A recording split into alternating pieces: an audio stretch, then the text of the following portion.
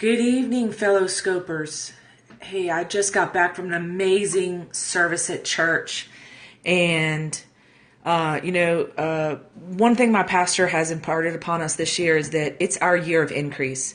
And personally, I have had an amazing year of increase already. And so has my family. We've gotten a new house. We've gotten a new truck.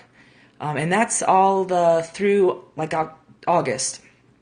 And, there's still a lot of the year left. And one of the things that I'm focusing on now is, increasing my my business. It's time to focus on increasing my empire. And one of the ways that, I've been reading up on about how to do that is through personal brand and a larger online presence, so that the internet is helping me generate leads and bringing people who are looking for more out of life, bringing them to me versus me using the little bit of time that I have during the day to go out and try to find them. So I've been doing a lot of research on how to do that, and I found that one of the ways to do that is to create a blog and have all of my social media linking back to that blog. People have been highly successful doing this. I was on a webinar last night that taught me some of the aspects of branding and blogging, and I'll be working to implement some of those techniques over the next week. So stay tuned. When I get my blog up, I'll certainly come back out and make sure you guys all know where it's at. Two things I learned, however, was that you don't have to blog every day, but you do have to still be consistent. And I talked about consistency last night. And consistent is what you make it, right?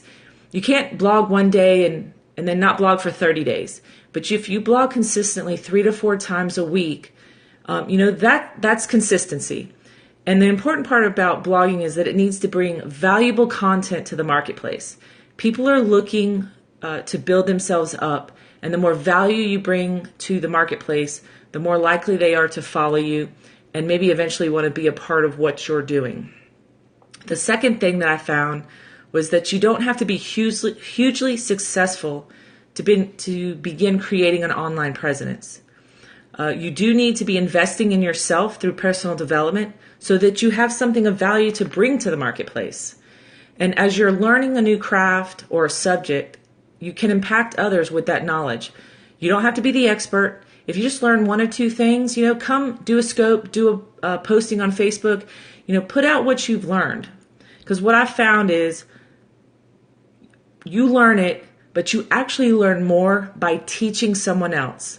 I've done a lot of training in my job. I used to be a tutor when I was younger, teaching math, and I always found that I learned the subject in a much deeper understanding when I actually tried to teach it to someone else.